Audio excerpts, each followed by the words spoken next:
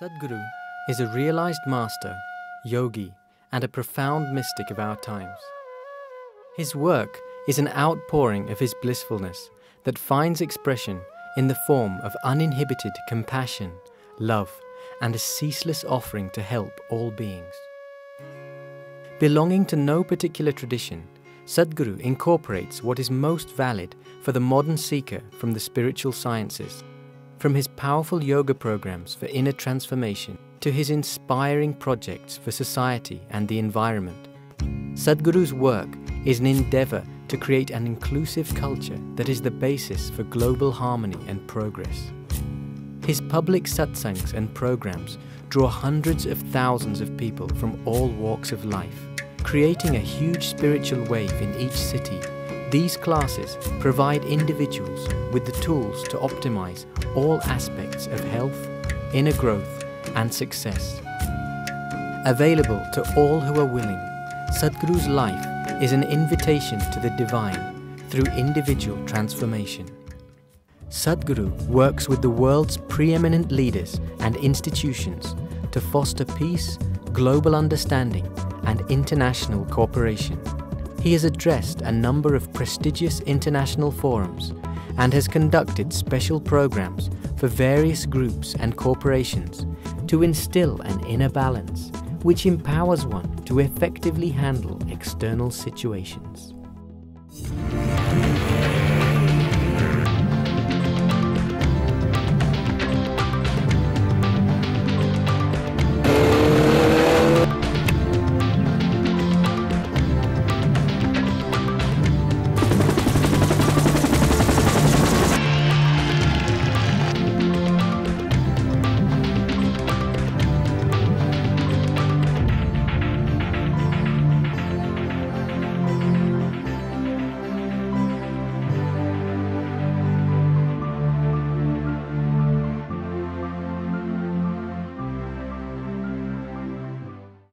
Stay with us for the remarkable story of an Indian surgeon who fuses technology with compassion.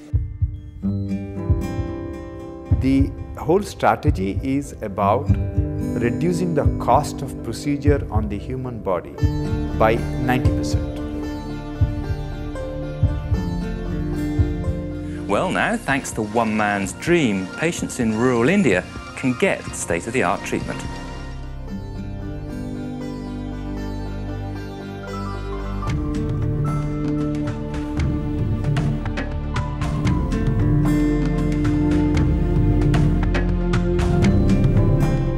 When I came in here to their cardiac unit, I was blown away.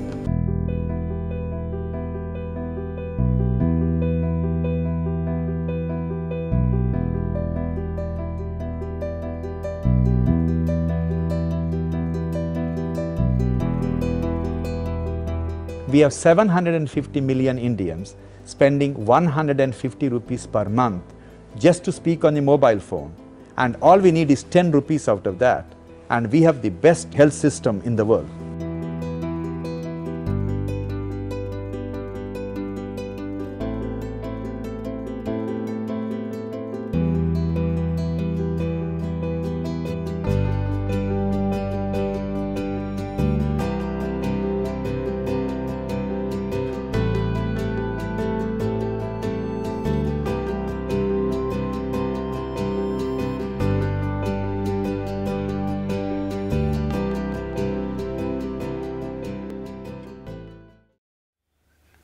As a doctor, as a surgeon, we are involved with major surgical interventions. Unfortunately, in our business, this is the only business in the world where a customer can die. No, taxi drivers.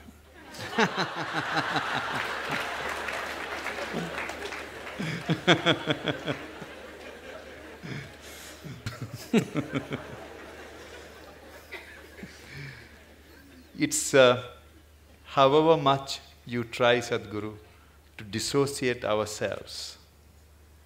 When you are operating, you need to concentrate and do the job, but what comes to your mind is the young wife, young children waiting outside. The margin of error is very small, few millimeters here and there. Then you think what are the consequences on them. Then you start thinking about when you are a kid, if something happens to your father, where you would have been. We are after all human beings. We are always torn between what we do to somebody and what could have happened to our own life. It's a constant tension. How do we overcome it? I've been in this profession for more than 30 years. Still, I haven't yet mastered the art of dissociating myself from the patient's life. Yes, when you're given a certain responsibility which could determine the shape and scope of people's lives, it's a big thing to carry on one's shoulders.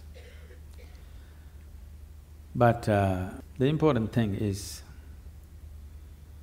that somebody has chosen to place such a responsibility in our hands.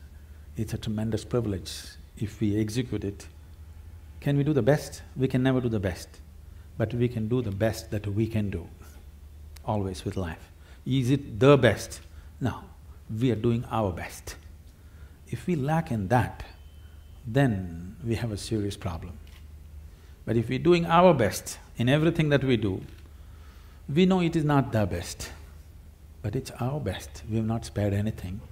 That's good. And above all, when you refer to yourself as a human being, after all, we're human beings. This is a big problem. This will reduce our best. That is, people are always using the word human being as a limitation, as a compulsiveness, as a small thing. We are not referring to the word or term human being as a possibility. Instead of saying we are just human beings, why don't we say we are human beings? We're great, we're doing so many things, we can replace a damn heart. Isn't it? Yes. Now, replacing a part of a machine is not a big thing. It's like this, shall I tell you a joke? It's okay. It just came to me when I saw you.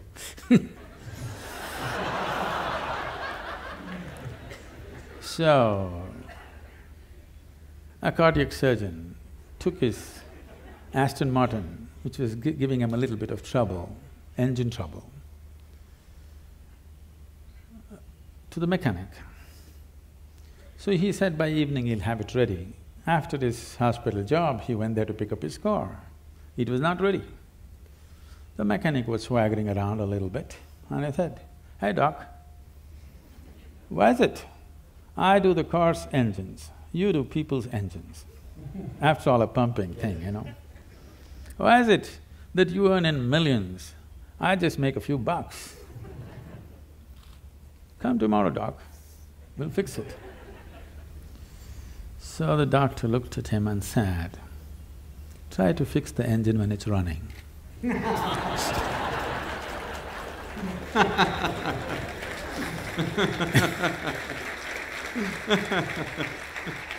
That's the important thing.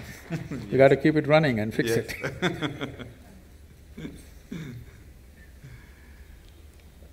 Sadhguru,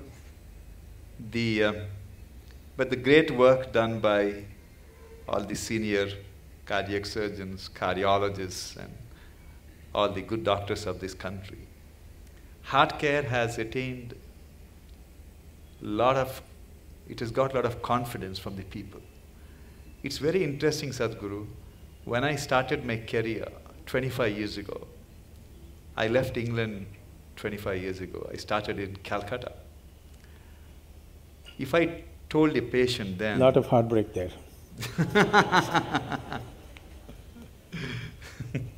If I told a patient then that he needed an operation, it required more than an hour of convincing him for an operation. But today, I face a different problem. You're standing in a line. Today, Sadhguru, when I tell a patient, after seeing all the reports, that you do not need an operation, I have to spend 1 hour to convince him why he doesn't need operation. Everyone wants heart operation, Sadhguru.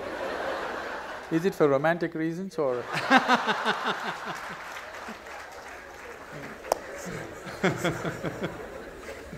How do we convince people that fixing the heart is not like,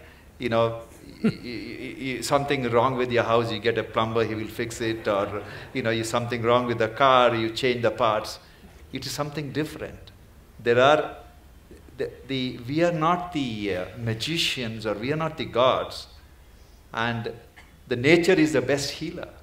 And cardiac surgery is only a 50-year-old phenomenon. People have lived for I think centuries. they have also realized it's a dumb pot.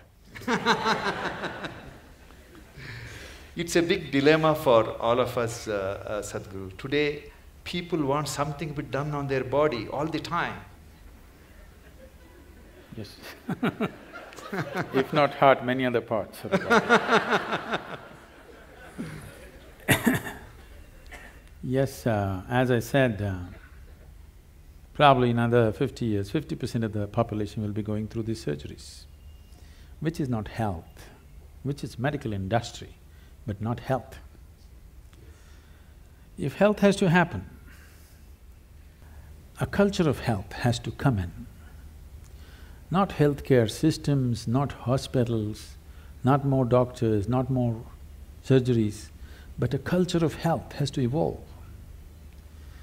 Right now, world is in a way of imitating everything that America does. They eat badly, they live badly, and they have a $3 trillion bill of healthcare. It's sinking the country, okay? It's sinking the whole nation, healthcare.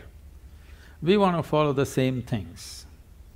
We want to dress like them, we want to eat like them, we want to live like them, and we want to get unhealthy like them, but our country cannot spend $3 trillion on you for sure. We'll let you die. Yes. We're not going to reach out to everybody and do surgery for 1.25 billion people. That's not going to happen in near future. And if it doesn't happen, it's a disaster. If it happens, it's a bigger disaster. That people do not know how to live well is a disastrous way. That I would say 70% of the ailments on this planet can be just handled with better sense of living, eating, atmosphere. If you manage, 70% will be gone. You can achieve this in 12 to 15 years of time on the planet if a determined effort is made by the people, by the policy and by everybody concerned, particularly the hospitals. They can do a lot. Because when they're sick, they listen, Otherwise they don't. When they're well, they don't listen. When they're sick, they will listen. They have ears, more ears than two when they're sick. That's the time to talk to them as to how to live better. These things are not new to us, these are very strongly rooted in our cultural milieu, but we are throwing it away for something which will bring us a lot of trouble. For immediate attention, for immediate intervention, of course, medical intervention is primary and it's most vital, there's no question about that. But long-term health will not happen because of medical sciences as we know it. Long-term health of a society or a nation or the planet will not happen that way. We have to bring a culture of health. What is the way to live? What is the way to eat? How to keep our body? How to keep our mind? How to keep our breath? How to keep the atmosphere around us? If this culture is not brought into us from our childhood, I would say it must be brought into the school curriculum itself. It must be brought in, healthful ways of living, because if you do not build healthy people, you're going to have educated and sick people and you're going to build a nation or a world out of it. With sick people, you're not going to build a great nation, you can only build a sick nation. And that is happening across the world. The major nations are suffering enormous amount of illnesses. The most affluent countries who have no nutritional problems, okay? India's half the problem are nutritional problems. Right from their childhood, they've not eaten properly. Affluent nations who have a choice of nourishment, look at the level of health issues they have. That should not exist at all. When they have choice of nourishment, they should not have, I would say, 80% of the people should not have any health issues till they die. When 20%, 25% will get something, infections will come because of close proximity, those are different. But these are all on self-help. People are on self-help to create ailments for themselves. This can be 100% taken away if we establish a culture of health, for which I think not just medical professionals, people from various other areas have to work together to make this happen. I don't see any major synergy like that right now. Small efforts are happening here and there, but that's not enough. It's good, but it's not enough.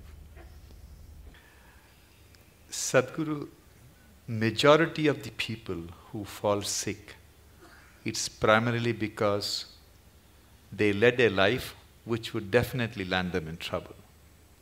But thousands of children are born in this country, like any other part of the world, with cardiac problem, with cancer, all kinds of problems. It is not their fault. Why it happens? It shouldn't have happened. 6 million Toyota cars were withdrawn last year for defective whatever and about 9 million General Motors withdrawn for ignition problems. It's a manufacturing defect. Only problem is you can't withdraw them. Actually, nature is trying to withdraw them. We are not allowing it. There was a time we would allow the nature to withdraw.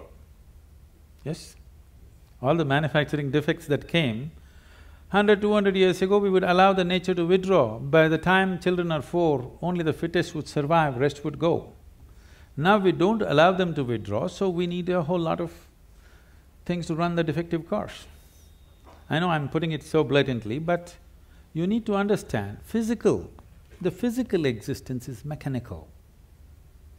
Whether you like it or you don't like it, probably all kinds of sensitivities and emotions are there about this, my physical body. But when they come to you, you strip them down and treat them like a machine, isn't it? Complex, sophisticated, but still mechanical, isn't it? Yes. There are other aspects to it, but fundamentally mechanical. Anything mechanical, anything physical, there is never something called as perfection to it. It is a constant work in progress. You can improve it and improve it and improve it. What we call as evolutionary thing is just that. Now, the parents, the two machines which produce this small machine, Yes. okay? What condition are they in? This is also an issue which we have not taken care of. There is a lot to be said which is controversial about this, but essentially this idea that everybody must have children has to go. Yeah, I know I'm getting into trouble.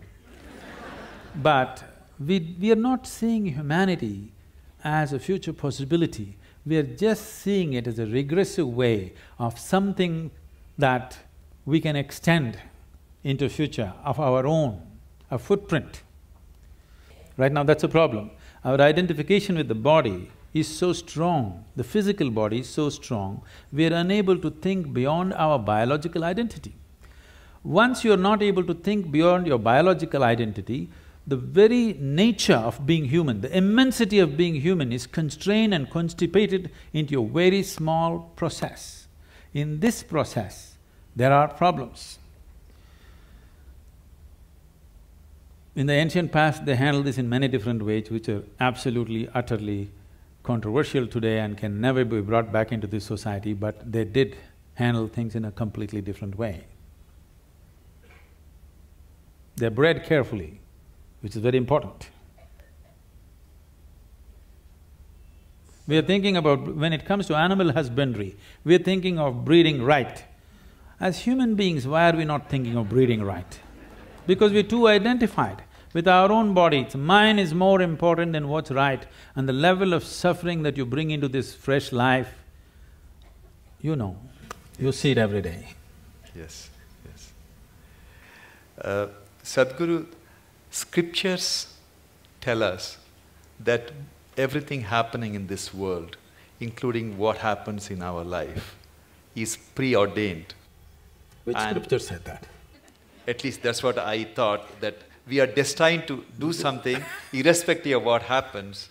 If that is the case, we are destined to die someday, then what's the role of people like us in this world? Oh.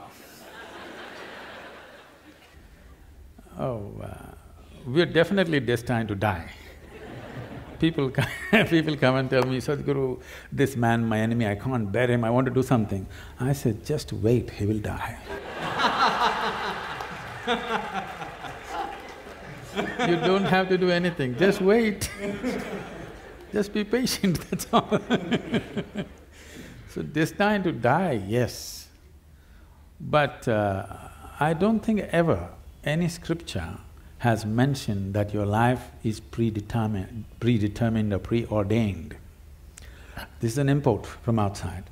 You must understand the fundamental nature of what this culture is it's rooted in this. This is a godless culture, you must understand this. There has never been an idea of God in this country. It's an imported value, let me put this into perspective, because it upsets lots of people. We have many divine entities, many. We count some 33 million, something like that. How did all these gods come up? So, the idea, the monotheistic idea is there's a God sitting out there and doing things to you, so they believe in dictatorship, that there is somebody who determines everything. Not so in this culture. Here, there is no idea of God, but there are many divine entities. What are these entities? Generally, if you look back, the language that was used for all the deities that you have is, you're a Devi, is a yantra, always a yantra. The word yantra literally means a machine or a device or a tool. When I refer to our own yogic temples as tools, people get offended. Sadhguru, don't say that, it means more than our life. I said, if you are offended by this, you come to the ashram. I'm going to give you a plumbing job to do in the ashram without tools. You must use your nails and your teeth and do plumbing in the ashram for 3 days. After 3 days, I'll give you a chain winch or a spanner. Will you worship or no? Will you worship the tool or no after having lost all your teeth? So the power of the tool is something that we always understood. We as human beings, we are who we are on this planet only because of the tools that we have created. If we did not have any tools, a dog would dominate us, isn't it? Yes or no? Yes. It's only because of the tools human beings have become who they are. So a screwdriver is a tool too, but there are subtler tools, energy tools, subjective tools, which can open up different dimensions of life. So for every dimension we create a different tool, a different possibility, because we clearly know without this tool we would never access this possibility. We bow down to it and we worship it, because without being worshipful it will not yield to you. We clearly know gods are our making. It is just that others have forgotten. So here we told you, your life is your karma. This means your life is your making. Where is the question of preordained? Such a thing never arises in this culture. Thank you, Sadhguru. But it's dangerous for a doctor to think it's preordained.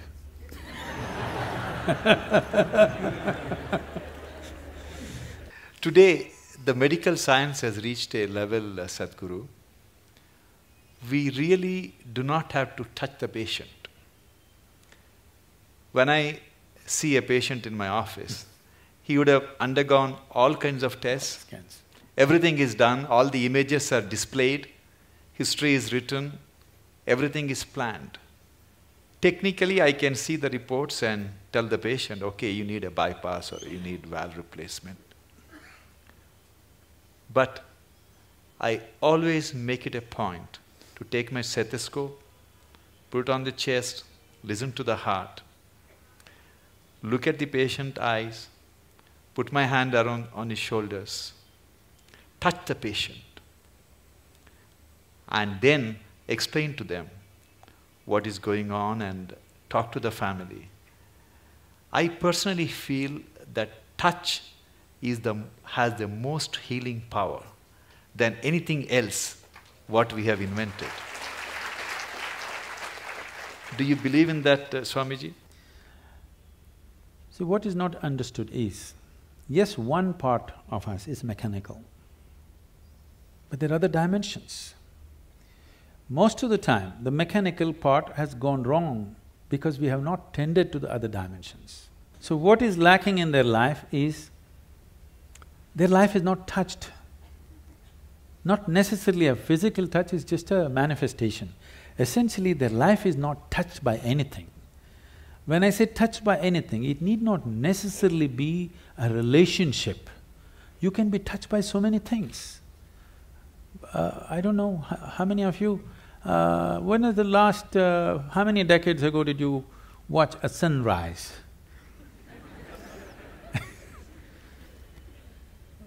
Or a sunset, or a moonrise. I'm saying not touched by anything. When was it the last time you waited for a flower to bloom? No such thing. When is the last time you paid an attention to a butterfly or a leaf or a flower or another human being? You're… of course, you don't like faces, you like the Facebook. I'm saying contact with life, whether it's human, animal, plant life or just elements around you, just that. How many people even take a moment to even look at the food that they're going to consume with a little bit of involvement, or are they touched by it? No. So at last, either a doctor has to touch it or in the end, undertaker will touch you. You know, somebody will touch you, things gone bad, somebody has to touch you. So, does touch have a relevance? Tremendous relevance. Touch need not always be physical, it can be in so many different ways.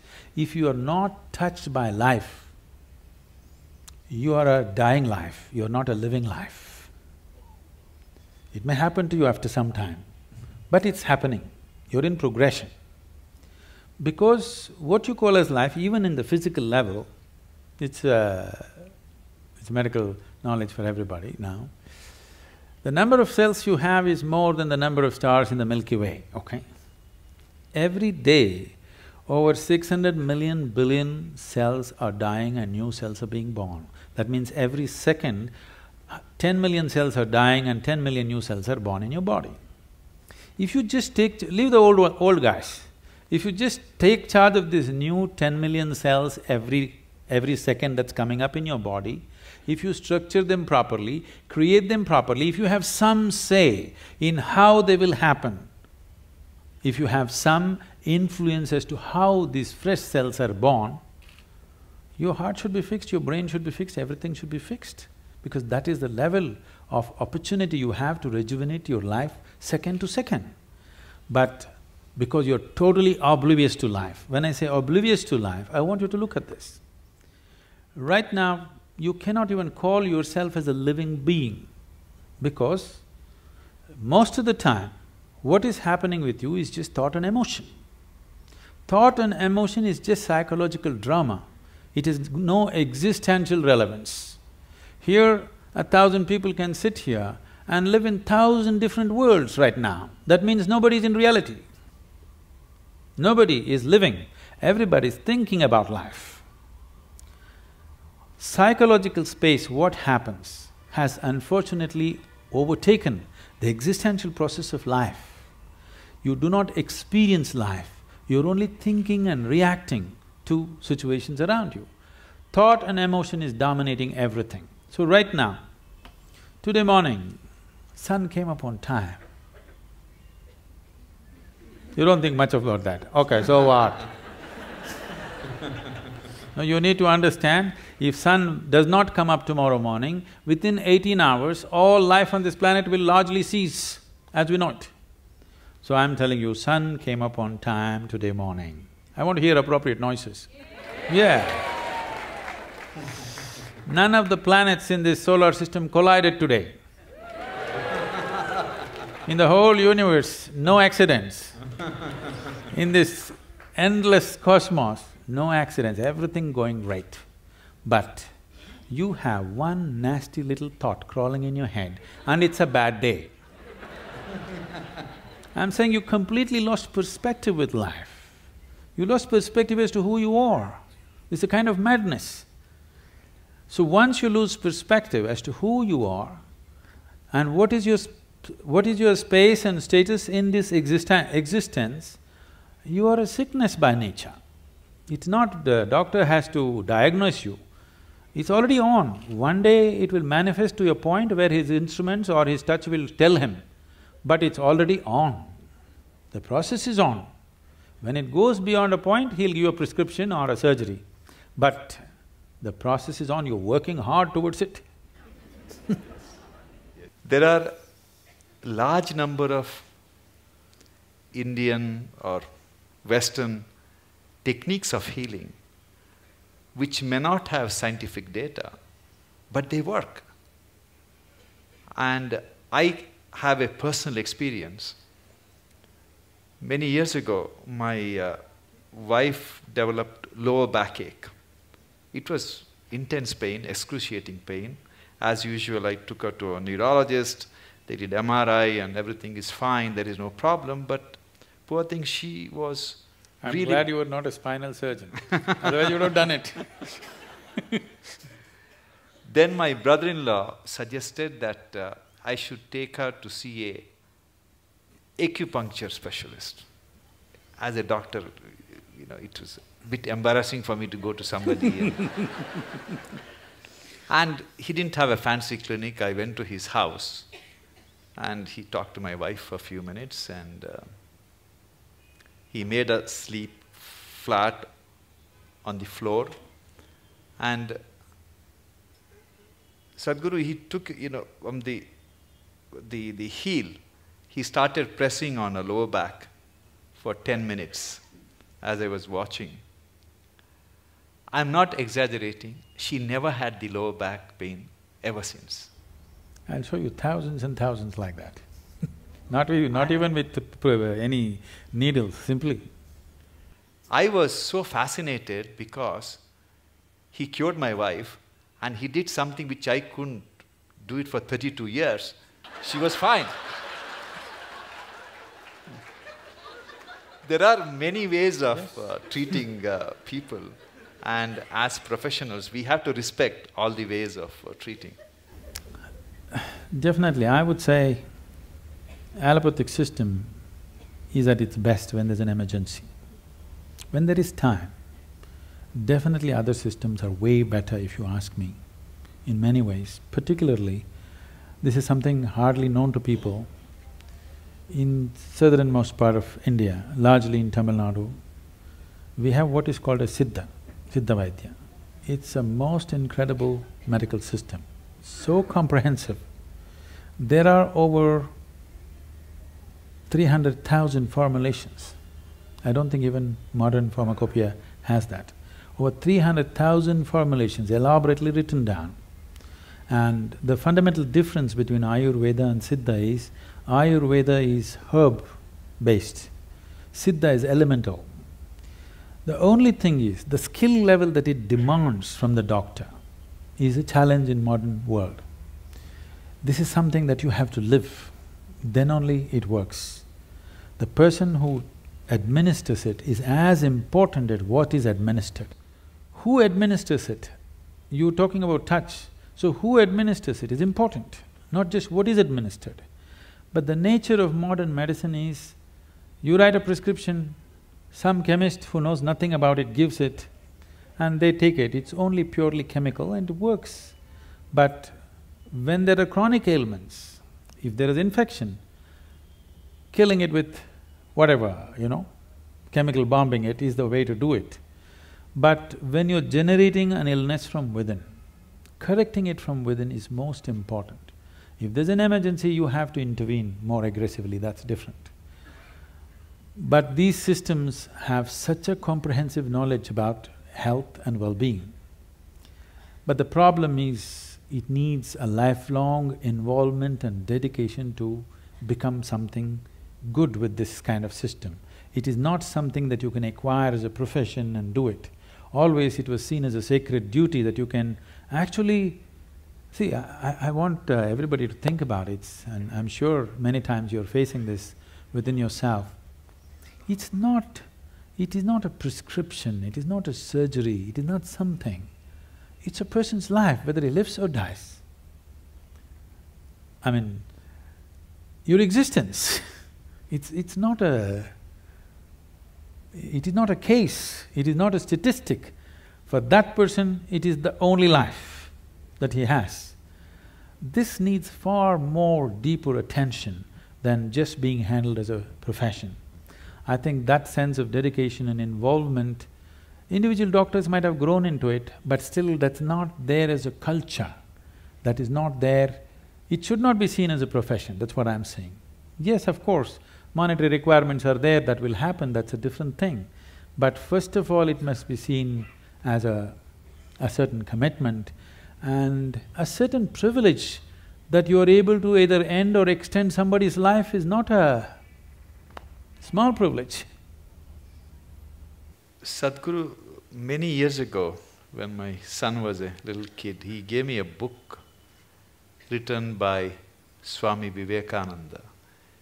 He was describing how ancient gurus could communicate with each other thousands of miles away just by thought. It's essentially… it's like a modern internet, how one computer can communicate with another computer in US or Europe, anywhere. Do you believe that human mind can be trained to influence another human mind or people's mind who are far away just by tuning our mind to the right frequency? Can it be trained? Can we learn that art? You're trying to beat the cell phone companies.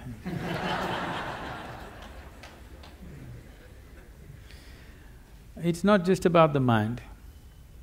See, when we say mind, the English word mind is only generally referring to only the thought process. Thought process is the most surface element of your mind. I think because of European thought, we have given too much significance to the thought. In the yogic science, we do not attach any importance to what you're thinking about or feeling right now, because what can you think? Only the data that you have collected, you're recycling it, it's of no great consequence. Whatever is in the surface of your mind keeps rolling, that is not of any consequence. What you're thinking and feeling right now is very surface of mind. There are deeper dimensions of the mind. In Sanskrit language, there are many words to describe the different states of mind. But now there is one aspect of the mind, for lack of time and stuff, I'll leave those things. There is one aspect of the mind which we refer to as chitta. Chitta is the innermost core of the mind, which is your connection with what we are referring to as consciousness. If your chitta becomes conscious, if your chitta acquires a certain level of conscious control, if you acquire, now you have access to your consciousness. What we are referring to as consciousness is that dimension which is neither physical, nor is it electrical, nor is it electromagnetic. It is a quantum leap from physical to non-physical dimension. A non-physical dimension being the lap of the existence. It is the non-physical in whose lap the physical is happening. Physical is a small happening. In this cosmos, not even 2% or not even 1% is physical, rest is non-physical. This non-physical dimension, in the yogic terminology, we use a specific sound which is connected with that dimension. Today it's all very highly distorted. We call this Shiva. That means that which is not.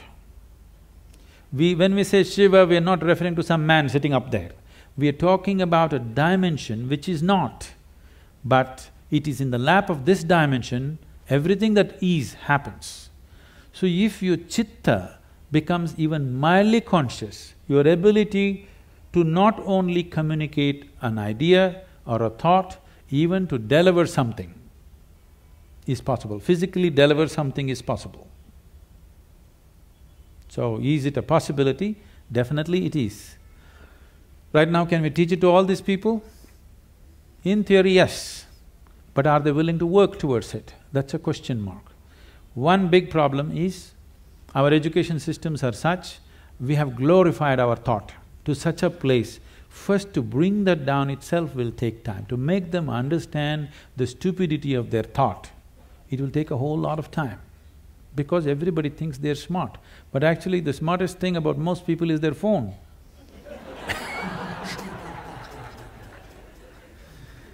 Because your thought process is just an outcome of the limited data that you have gathered. It doesn't matter if I have read the libraries of the world, still it is too limited compared to what it is, what the creation is. With all the scientific development, we still do not know how a leaf really works. We do not know how a single atom in its entirety we do not know with all the scientific exploration. So that should be humbling enough for everybody to know that we know how to use things, but we do not know what it is. It will take lifetime of attention to even grasp the fundamentals of what it is. So if people are willing to first of all understand, like the whims of their heart you just dismissed as dumb, okay? If they also understand the so-called smartness of their thought process and emotion is quite dumb, now it becomes easy. It becomes easy to train people that communication it's not like, now I want to generate this thought and give it to you, not like that. Things will happen to you before you think. What is best for you will simply happen to you even before you articulate in your mind. You don't have to ever think what you want to become, how you want to be. Life will just arrange itself. An intelligence beyond what you can contain in this bone box starts working for you, and it'll work. You've heard of Ramanujam and others, just opened a window with their Devi, and he becomes that kind of a mathematician, which is, even today after 1 century, they're still trying to figure out what he said. And the mathematical calculations that he gave is the backbone for describing the black holes in the universe. When he was there was no word called black hole, nobody knew there is such a thing. When we say black hole, what we are talking about is the curve of time and gravity, which is something modern science is battling with. He made mathematical background for that. As the curve increases, what is in existence, physical existence, becomes non-existence. So this is what it is when we say yoga. You reduce the curve in such a way that what is largely physical becomes non-physical. Once it's non-physical, time and space is not an issue. Once time and space is not an issue, communication is simply there.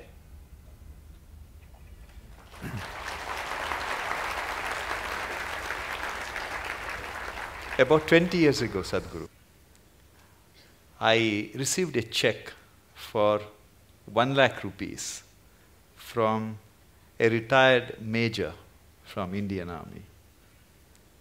He just gave his name, he refused to, he didn't give his address. And he wrote a small note stating that the money I am giving you is too small for the path you have chosen. But God has His own mysterious ways of giving you the rest. It had a tremendous impact in what I thought, what I wanted to do. Is it because there is something called cosmic forces which are constantly trying to help society and doing, or it's something else which is influencing people to do something which is beyond their means? See, the ideas of something wants to help, something reaches out to you. I happened to be about 4 weeks ago, I was in Los Angeles and I was staying with some people there. And the bedroom was full of books, so I just picked up one of these books and so on. The author is saying, the core of the universe is love. Well, why would the core of the universe be love? Because this thing has been always told to people, from heaven God loves you, all these people. See, if you're having a roaring love affair right now with somebody next to you, here, will you look up and ask for rays of love to come towards you? I'm asking you. No, you made yourself in such a way nobody can love you. Now, only God can love you. If you say God loves me, you must know you are such a pathetic, despicable case. If you made yourself in such a way, nobody can help loving you. You are a wonderful human being, isn't it? So, we need to understand, there is something called human thought and emotion, human needs, of emotional needs of love, care, touch, this. The cosmos, or what you're referring to as the source of creation or divine, or if you want to use the word God, because God personifies thing, we will refuse to use that word. Let us say whatever is the source of creation, which we are referring to as God generally by religious this thing. Essentially, it is just an intelligence which is simply exploding into everything possible. If you're in rhythm with it, you will rise. If you're not in rhythm with it, it'll crush you. It has no love, it has no compassion, it has no intention of helping you, it has no intent of harming you, it has no nothing. If you understand the forces and ride it, you have a fantastic life. If you do not understand, it'll crush you.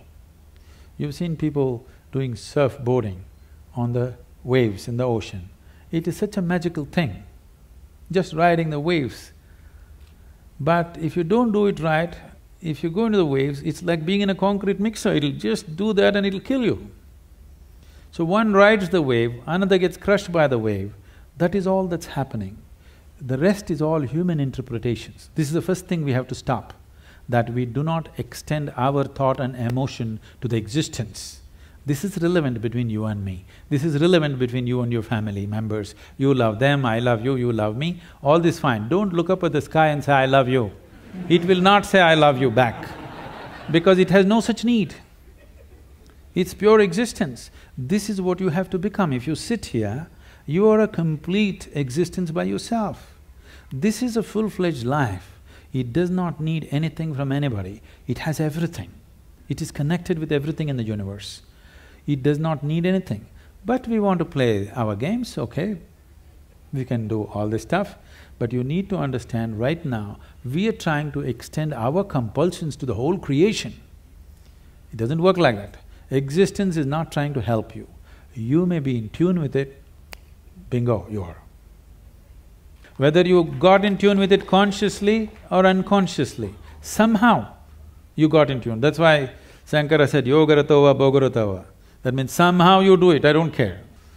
Your Shankara, Adi Shankara went to the extent of somehow you do it. You get it, man, that's important. How you get it, who cares? Sadhguru, I am constantly torn between my senior colleagues who are extremely skilled surgeons. Sadhguru, on the heart, there are some procedures which are done by very few people on this planet. I'll give an example. I do an operation called pulmonary endarterectomy. That's the blood clots from the leg goes to the lung arteries and it clogs up all the arteries. So 25 years ago, there was no cure for this. And once you're diagnosed, you're destined to die within a year. Today, people who are on home oxygen for 2 years, 3 years, you do the operation, they can go back to skydiving or they can go to scuba diving. That's the transformative effect. But there are only 50 surgeons, less than 50 surgeons in this world who can operate. And like this, we have some of my colleagues who are extremely gifted surgeons. They are in their 50s now. And some of them are constantly talking about retirement. Especially one surgeon who is an extremely gifted surgeon who can fix any damaged valve. He is single, he has no other commitments. Every other day he talks about going to Benares or somewhere and retire, and I keep telling him that God didn't create him to retire and meditate. He has to be fixing all these problems.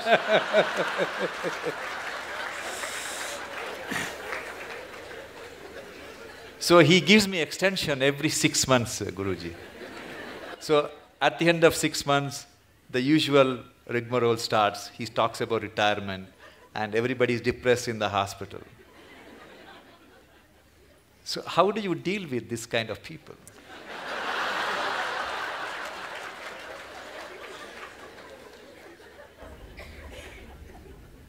You must give him a 1-year sabbatical with me. Yes, because the need or the idea of retirement enters anybody's mind because of the monotony of what they're doing, whatever it may be. Somebody else may think it's a great thing, but in your experience, somewhere it's becoming monotonous or stagnant. Stagnation is one thing that human intelligence and human system cannot take, and most of the ailments are because of stagnation of life. They may be getting their, once in 3 years promotion, they may be making a little more money, all these things may be happening. But somewhere experientially there is a stagnation, which could be a major cause for many of the complex ailments that people manufacture within their systems. The more complex they get, you try to create more talented surgeons. I'm saying we are manufacturing the problems, we are trying to manufacture a solution. I think as we offer solutions, people who have already gotten into problems, they need solution. But it's very important that we teach people how not to create these problems, so that instead of 50, you have to produce 5,000 expert surgeons to attend to all these people who are on self-help to illness. So I would say a surgeon who has a certain competence and who has worked through his life, if he wants to explore something of his own nature, that would be the greatest thing to do, because he's not a man without commitment, not competence. When competence and commitment is there, you should not run him through the rigmarole and destroy that possibility. It's important that he explores something of his own nature, which will make him… we don't know what he'll come up with. You cannot even estimate what he may come up with. I think a sabbatical is good. He may come up with something that you've not thought possible. I will convey your message, Sadhguru. I'm sure he's watching this program. Sadhguru, I believe that talent is something which is grossly exaggerated in success. When I was in medical school, I used to teach martial art. That was my passion. And every time a Bruce Lee's movie was released, all these school kids would come and join in hordes to martial arts schools. We used to call it Bruce Lee phenomenon. They're gone after 2 weeks. Yes. And I used to see some kids whose physique is meant for martial art, who have the natural flair, and I used to think, oh, this kid is going to get a black belt. And interestingly, Swamiji, after 6 months, they're never there. The guys who go up to the black belt and, do something very good in martial art are the ones who joined the school without any skills, without any talent, who worked very, very hard. For everything they had to sweat it out. But in the end, they're the ones who succeed. How do you explain this phenomena? See, for a variety of reasons, let me not go beyond this. For a variety of reasons, a certain individual could be born with a certain flair, physical flair, mental flair, emotional flair, style. 5-year-old child, one has style, other is clumsy, okay? So the one with the style is not going to become necessarily a fashion thing. Somebody else who seems to be clumsy may grow into something else. Like, you don't know when a woman is pregnant, the child within that womb whether it's a sage or a sorcerer. Nor the woman know. No, the mother does not know whether she is producing a sage or a sorcerer or what. This is because I use the word coherence because of modern science is using that word. Who you are here right now, as you sit here, this is physics.